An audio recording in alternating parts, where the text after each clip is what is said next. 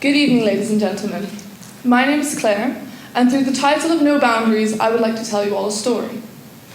This is a story about a little girl who was diagnosed with epilepsy petit mal at the age of 2.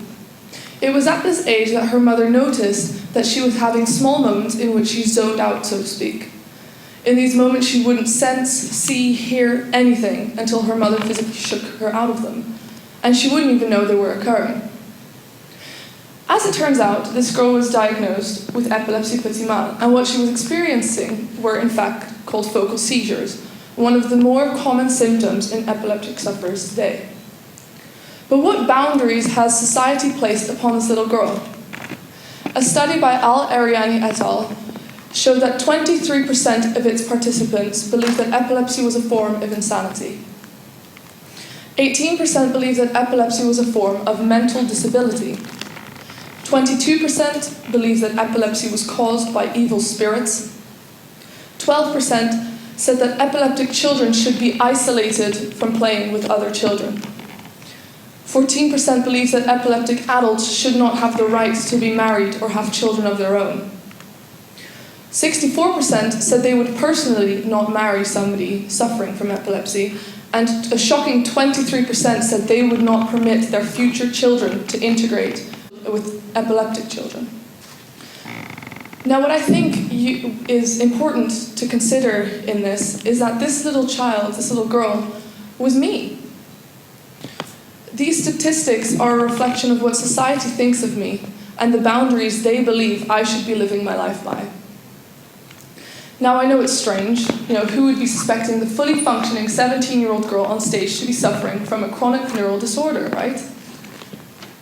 But then again, and I would like you to think about this, what does the stereotypical epilepsy patient look like? The brain disorder patient that you might have in your mind is due to something called Schema Theory, invented by Bartlett in 1932. This theory suggests that every individual has a set of information in what to do in any possible scenario, regardless of the situation. But what boundaries have you put on me? What schema do you get in your mind when you think of a brain disorder patient? A very common schema with epilepsy is what to do when somebody is suffering of a seizure in front of you. What would you do if I suffered an attack right here and right now on stage? The stereotypical response to that would be make sure she doesn't choke on her own tongue. And you can go ahead and try to do that, but realistically, I would probably bite your finger off with the power of my muscles. So what does epilepsy actually do to the brain?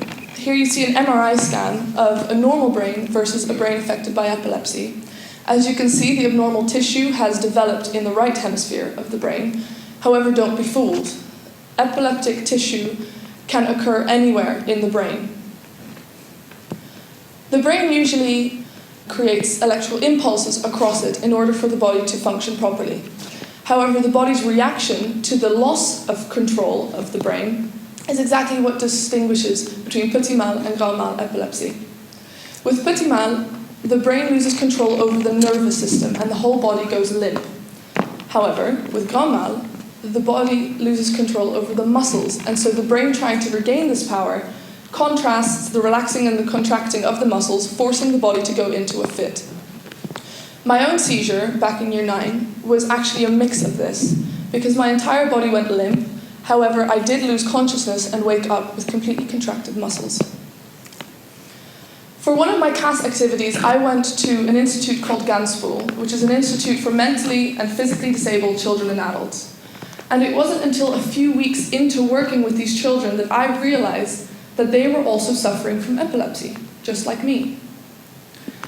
And it was then that I thought, how could it be that these children are suffering from the same disorder I do, but live their life in such a different way? These were children restricted to wheelchairs and carers, and I'm standing here on stage speaking to all of you right now. I then noticed that when it comes to chronic neural disorders, there's a spectrum of boundaries. I was on one end of it, and these children were on the other, which was really quite a shocking revelation. My own boundaries include smaller things, such as the inability to consume alcohol and mix with my medication, or the element of strobe lights, hyperventilation, keeping my sugar levels even at all time, in order to prevent seizures. However, due to my medication being so effective, I can do all of these activities in moderation. They don't mean that I will suddenly seize straight away. My brain does have boundaries, and these are boundaries that have been created by the medication I take twice a day. These pills have created a boundary for the epileptic activity taking place in my brain, and I'm grateful for these because they allow me to live my life the way I do today. So I'd like you to think to yourself, are boundaries always such a bad thing? I think if you look at the spectrum of chronic neural disorder and their boundaries, you could deduce that, putting my boundaries into perspective compared to these children I worked with, I actually have no boundaries at all. Thank you.